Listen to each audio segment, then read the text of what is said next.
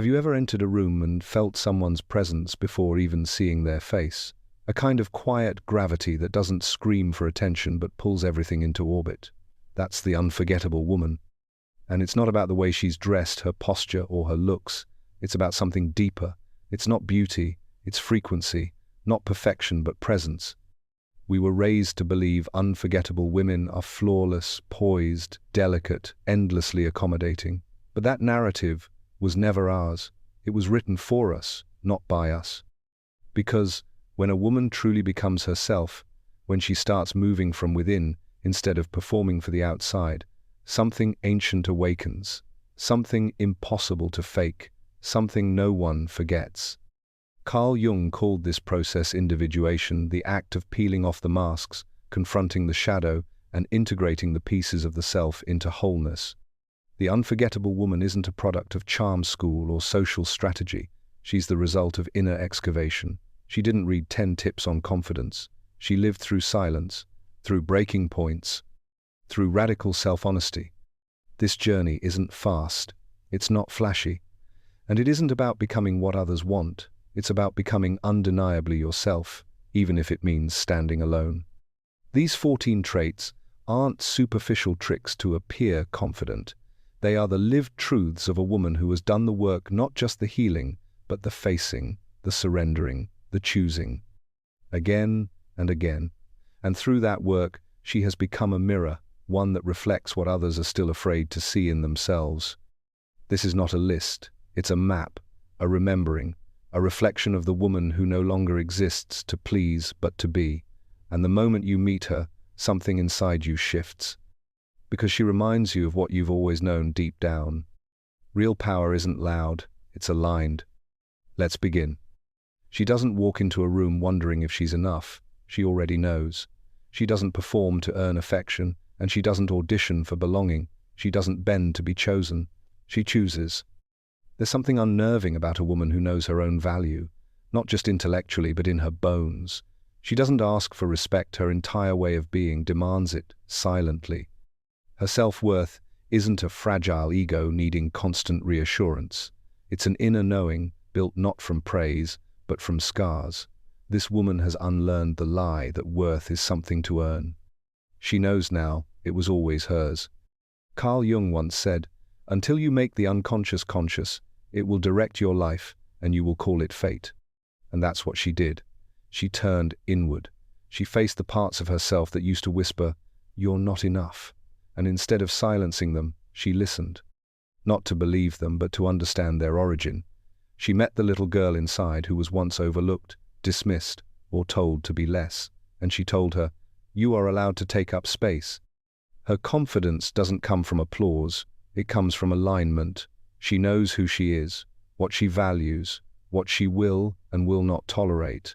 And because of that, she becomes a mirror. When people stand in front of her, they feel their own insecurity surface, not because she's trying to make them feel small, but because she refuses to shrink. She is not easily impressed, and she cannot be bought. Her love is not a reward for good behavior. It's a sacred exchange, mutual, intentional, sovereign. And when someone shows up without integrity, she doesn't argue. She simply steps back, not out of pride, but out of clarity. There is no desperation in her energy. No need to prove, no craving for permission. She is not waiting to be validated. She already chose herself. And when a woman reaches that level of self-ownership, she becomes unforgettable, not because she tries to be, but because in a world full of people trying to be everything, she has finally remembered how to be herself. She's not the woman who hides her past behind a polished smile. She doesn't pretend she's never been broken. In fact, her power comes from the very cracks she refused to cover up. Because while most people run from the parts of themselves they'd rather not face, she turned toward them and sat there, in the dark, until her eyes adjusted. Carl Jung called it the shadow, the unconscious parts of us we repress, deny, or disown. Most avoid it. She didn't. She entered that space not to be consumed, but to become whole. She didn't kill the pain. She integrated it. She learned its language. And then she taught it how to serve her, not sabotage her. This woman knows that pretending to be perfect is a performance, not power. She doesn't flinch at the word messy. Her past doesn't shame her, it shaped her. Every heartbreak, every mistake, every sleepless night carved out space for wisdom, and now her presence carries weight, not because she's unscarred, but because she survived herself. People wonder how she stays so grounded. It's because she's not at war with who she used to be. She doesn't need to justify her healing or sugarcoat her journey. She has made peace with the woman she was when she didn't know better, and that peace has become her power. She's not quick to judge others either, because she knows what it's like to unravel, to self-sabotage, to lose sight of the light, but she also knows how to find her way back. And that map, the one she drew in the dark, is what makes her unforgettable. Her confidence is not naive. It's not positive vibes only. It's real, grounded, felt, because she didn't build it in the light, she built it underground, where most people never dare to go. She is not afraid of her shadow. She wears it like armor. Not to defend herself, but to remind the world that true power isn't in denial, it's in integration. She doesn't need to announce herself. She simply arrives, and somehow the atmosphere shifts subtly but undeniably. Conversations slow, postures change. Eyes are drawn in her direction, not because she's trying to be seen, but because she's deeply rooted in herself. There's a difference between demanding attention and commanding presence. One is loud, external, performative. The other is silent, internal, magnetic. She doesn't perform, she radiates. Her energy is the kind that doesn't compete, it simply is. This woman doesn't need validation to feel real. Her presence is a result of doing the inner work, of aligning her life with her values, and of no longer betraying herself just to make others feel comfortable. She doesn't shrink, but she doesn't inflate either. She occupies exactly the space. She was meant to nothing more, nothing less. People mistake her stillness for mystery, but it's not that she's hiding, it's that she no longer over-explains. She's no longer rushing to be understood by those unwilling to understand. And that calmness, that self-trust, is what unsettles those who still rely on noise to feel seen. She's not afraid of silence. In fact, it's where she draws her power. She listens before she speaks, observes before she engages. Her energy doesn't push. It invites, and only those who are ready for that kind of depth can stay. You feel her more than you hear her. She's the kind of woman who can sit in the corner of a crowded room and still be the center of gravity. Carl Jung believed the outer world is a reflection of the inner one. Her outer calm comes from a storm she already made it through, and now she no longer seeks peace, she embodies it. She is not chasing applause, she is holding alignment, and alignment is louder than any spotlight. Her presence doesn't beg. It reminds you what it looks like when someone finally comes home to themselves. And that kind of presence, you never forget it. She doesn't talk just to be heard. She speaks when it matters, when it's true, when silence is no longer enough. There is weight to her words, not because they're loud, but because they're chosen. She's not interested in noise. She's not moved by performance. She doesn't gossip to feel important or interrupt just to take up space. When she speaks, it feels like something just clicked into place, like truth just entered the room. This is the woman who listens longer than she talks. She observes, absorbs, reflects, and only then does she offer her voice. But when she does, it lands, because it's not coming from impulse. It's coming from clarity. She knows the power of language, and she knows that words can either build bridges or burn them, so she chooses carefully. She speaks with intention, not for attention. And in a world obsessed with talking, posting, shouting, her restraint is magnetic. People often lean in when she begins to speak, not out of habit but out of instinct, because there's a difference between empty speech and embodied truth. Her voice doesn't tremble with insecurity. It doesn't rush for approval. It flows from a place deeper than the throat from her center. Her silence is never a void. It's a container, a signal that she's not here to perform for validation, but to engage from presence. And when she disagrees, she doesn't explode, she grounds. She speaks with a kind of unshakable honesty that makes people listen, even if they don't want to. There's no need for her to convince, she expresses, and in doing so she reminds others of something they've forgotten, that real communication isn't just speaking louder, it's speaking truer. Her voice is not a weapon, it's a compass, and she uses it not to dominate but to guide. not to impress but to reveal. In a world full of echo, she has become a voice of substance. And that kind of voice stays with you long after it goes quiet. She's not running after anyone, not anymore, not in love, not in friendship, not in her calling. She doesn't knock on closed doors, she doesn't shrink to fit in. She doesn't audition for places she was never meant to belong. Because she's learned something rare, something most women aren't taught, that choosing yourself isn't selfish, it's sacred. She no longer lives in pursuit, she lives in discernment. The energy she once used to chase is now used to filter. She no longer asks, "Do they want me?" She asks, "Does this align with who I am becoming?" Carl Jung once said, "The self is not found in others, it is revealed in solitude." And that's exactly where she found herself, not in someone else's arms, not in applause, not in proximity to power, but in the quiet, raw, uncomfortable stillness of her own becoming. It was there, in the space between distractions, that she realized chasing wasn't love, it was abandonment of herself, of her intuition, of her truth. Now, she walks differently. There is intention in her steps, not haste, not hunger, clarity. She doesn't chase connection, she cultivates it, and if it doesn't root, she lets it go. People confuse her standards for walls, but they're not walls, they're boundaries. She's not closed off, she's curated. And only those with the maturity to meet her at the level of reciprocity are allowed in. She has been the woman who begged, who compromised, who overgave, and she carries the wisdom of those wounds. That's why now she chooses, not out of pride, but out of self-respect. She doesn't care if someone thinks she's too much or too picky, because she's no longer trying to be palatable, she's trying to be honest, with herself, with her needs, with her worth. She's not waiting to be chosen, she is doing the choosing. And that one shift, that inner reversal, changes everything. Because once a woman stops chasing and starts choosing, she no longer moves from lack. She moves from wholeness. And that kind of energy, it doesn't seek permission, it sets the standard.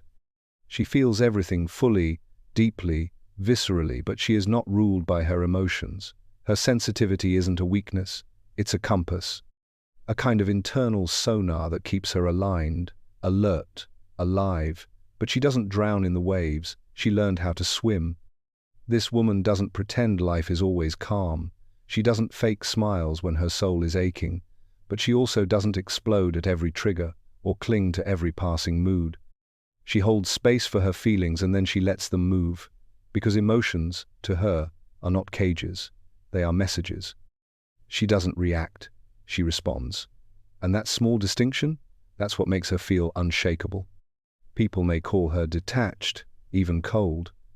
But that's only because they're used to chaos being mistaken for passion. She doesn't equate drama with depth. She's not interested in emotional highs that come with inevitable crashes. She wants something steadier, not flatter, but truer. Her boundaries are clear, not aggressive, not defensive, clear. And that's what makes her relationships different. She doesn't ghost or lash out. She speaks her truth calmly. She says no without guilt. She walks away without theatrics, not to punish, but to protect the peace she fought so long to create. Carl Jung taught that emotional maturity comes from integration, not suppression. And that's what she's done. She didn't silence her emotions. She learned to hold them, listen to them, and release them. She made peace with her inner storms. Now they don't control her, they inform her. She doesn't let others dictate her worth based on how much she feels for them.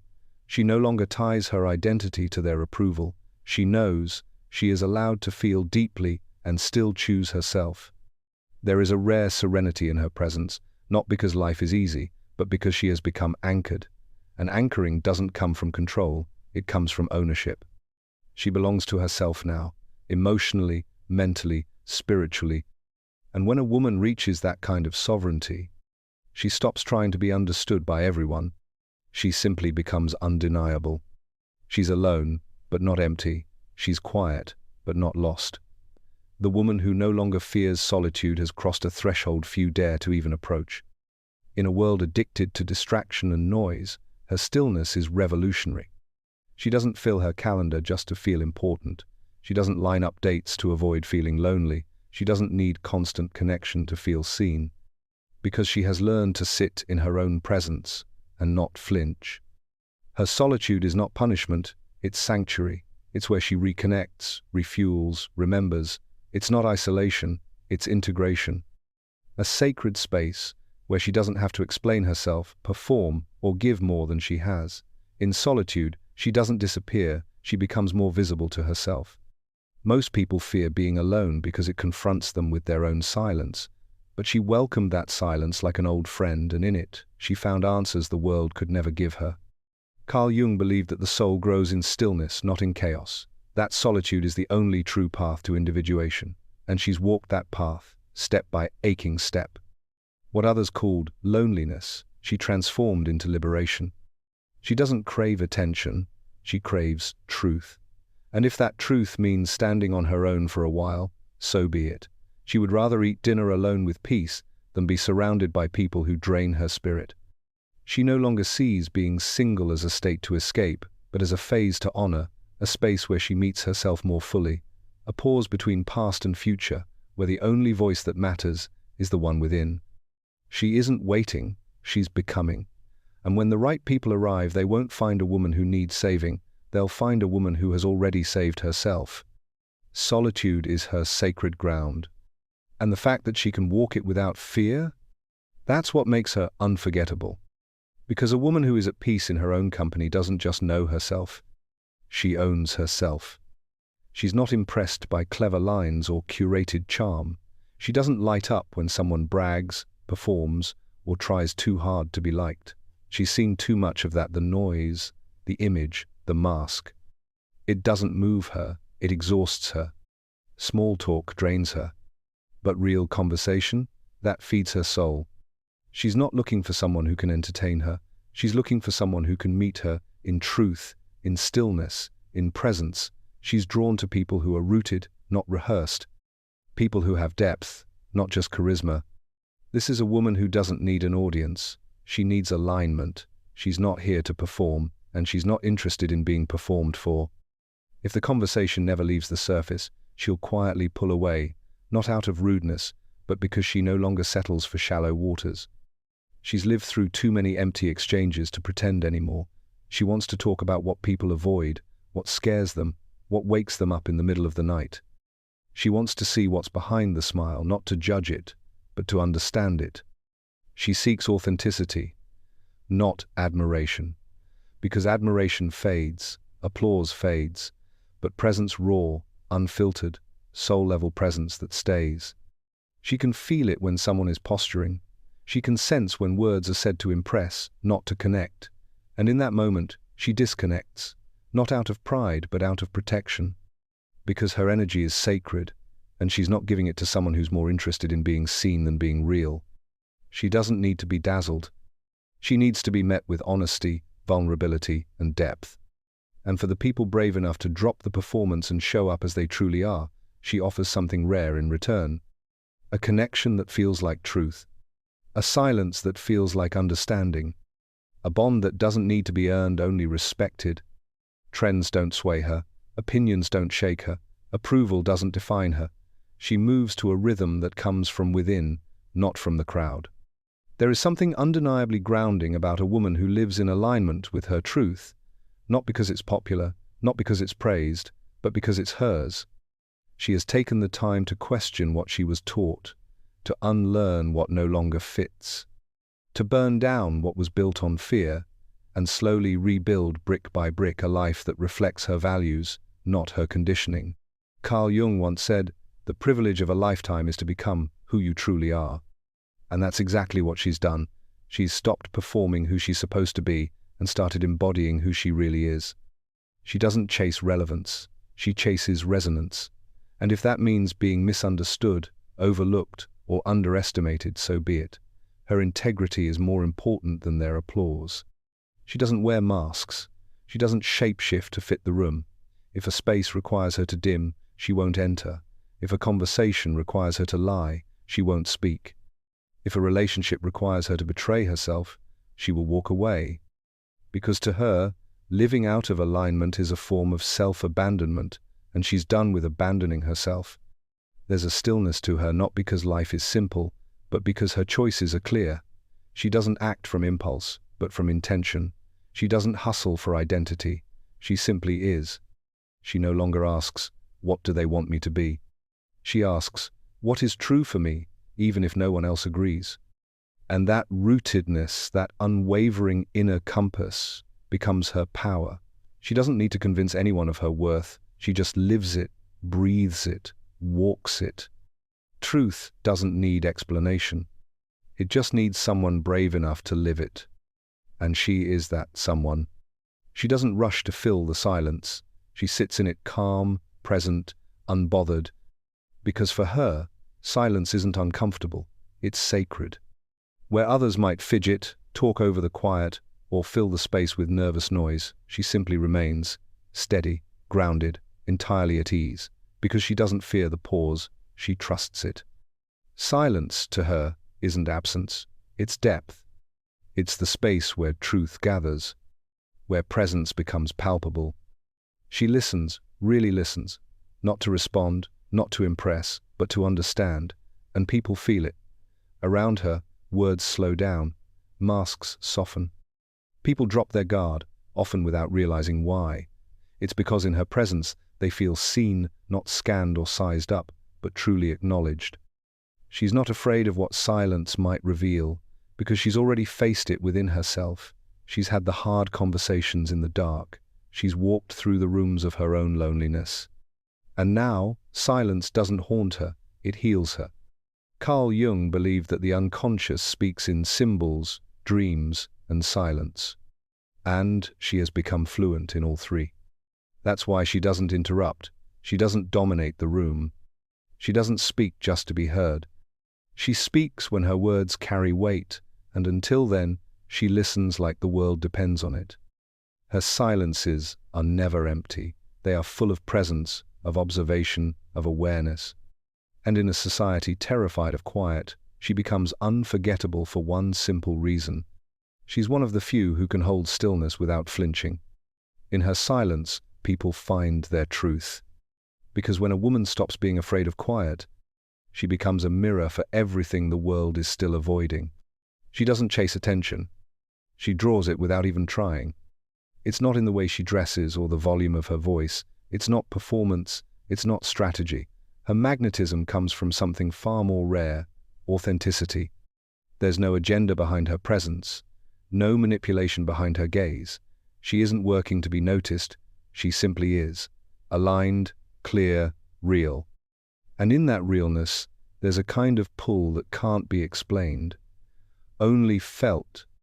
She's not loud, she doesn't compete, she doesn't one-up, but when she enters a space, people take notice not because she demands it, but because she's not pretending.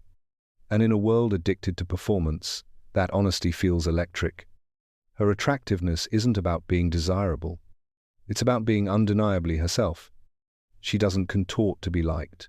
She doesn't shrink to be digestible. She doesn't decorate her truth to make it softer. She owns it fully, quietly, unapologetically. Carl Jung taught that when you become aligned with your true self, the energy you radiate is no longer fractured, it becomes whole. That's what people feel when they're near her. Wholeness, integrity, freedom. She doesn't try to be interesting, and that's what makes her fascinating. She doesn't need to prove her worth, and that's what makes her presence magnetic. She knows who she is, she knows what she brings, and she knows that what's meant for her will never require her to pretend. The right people don't come to her because she put on a show. They come to her because she showed up real. That's the paradox. When a woman stops trying to be unforgettable, she becomes exactly that. She doesn't threaten, she doesn't plead, she doesn't make a scene. When something crosses the line, she simply leaves. No drama, no explosion, no need to explain it 10 times. Her peace is her compass now, and anything that disturbs it even slightly is quietly but firmly removed from her life. This isn't coldness, it's clarity. She's learned, often the hard way, that not everyone who enters her life deserves to stay. She's forgiven too much, excused too much, stayed too long in places that chipped away at her self-respect. But not anymore. Her no is no longer shaky. It's not a suggestion. It's a boundary. And that no is powerful because it's not rooted in anger, it's rooted in self-worth. She no longer debates her needs, she no longer justifies her limits. If something asks her to abandon herself, it won't stay in her world for long. Carl Jung taught that the soul will never be at peace when it's betraying itself. She knows this now. That's why she doesn't bargain with her intuition. When something feels wrong, it is. And here's the truth. Her quiet exit speaks louder than any confrontation ever could. Because when a woman stops arguing and starts walking, she's not seeking resolution, she's already found it within herself. She is loyal deeply, but not at the expense of her sanity, not at the cost of her light. Her heart is open, but her standards are sacred. She will give you a chance, maybe 2, but not 100. Because she has places to go. Versions of herself she still needs to meet.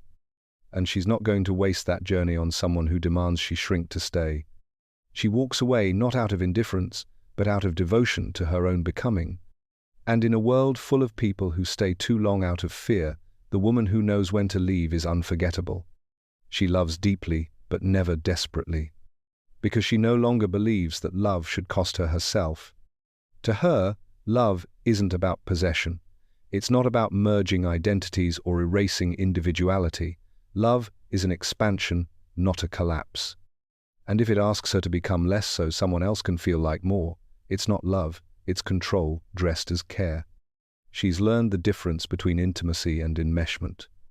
Intimacy says, I see you, I honor you, let's grow together. Enmeshment says, I need you to be mine so I can feel whole. She's no longer interested in the latter. She no longer trades her freedom for closeness. She no longer mistakes obsession for devotion. And she will never again confuse emotional chaos with passion. Her love is calm now, not because she feels less, but because she feels wiser. She's walked through fire for people who wouldn't lift a hand to keep her warm. She's given too much, lost herself in people who never knew what they held, and from that she learned. Now, she brings her full self to the table and expects the same in return. She wants a love where 2 whole people meet, not 2 half-selves trying to repair each other. A love where space is honored, where dreams are nurtured, where no one has to disappear to be held. Carl Jung believed that wholeness is found through inner union, not through dependency on another. She's made that union with herself. And now, she's not looking for someone to complete her, she's looking for someone to witness her, fully, freely, without trying to mold or mute her. Her love is generous, but it is no longer self-sacrificial. She gives, but never to the point of depletion. Because now, she knows, the most sacred relationship she'll ever have is the one with her own soul. And any love that asks her to betray that will be met with silence, distance, and the quiet closing of a door. She loves boldly but not blindly. And that balance between heart and self is what makes her unforgettable. She is never finished, never frozen in who she was yesterday, not because she's chasing some polished version of herself, but because she knows the truth. Growth is not a goal, it's a rhythm. She doesn't evolve to be more impressive, she evolves to be more honest, to be more integrated, to be more whole. Her life is a living expression of Carl Jung's path of individuation, not a straight line to perfection, but a spiraling journey inward. She sheds, she expands, she circles back. She descends into shadow, then rises into light, again and again.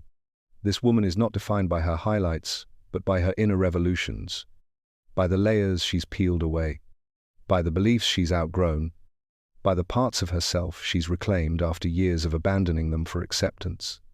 She is a mosaic of every version she's ever been, the one who doubted, the one who clung, the one who silenced her voice to be loved.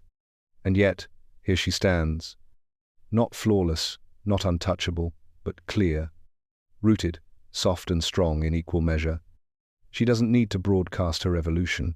You can feel it, in the way she moves, in the way she protects her peace, in the way she no longer explains her boundaries. She doesn't speak to impress, she speaks to align. And what makes her unforgettable isn't how she looks, or how she speaks, or even how she loves. It's what she's faced. It's the weight she's carried, the battles she's fought alone, the illusions she's torn down just to rebuild something more true. Because in a world that teaches women to be everything to everyone, She chose to be everything to herself first. That's what radiates. Not perfection, but presence. Not ambition, but integration. She is a woman who has met her shadow and made it a teacher. A woman who no longer performs, but embodies. A woman who has remembered herself and refuses to forget again. That is why she's unforgettable. Not because of what she shows, but because of who she chose to become. And in choosing herself again and again, she gives the rest of us permission to do the same. This story was brutal, but this story on the right-hand side is even more insane.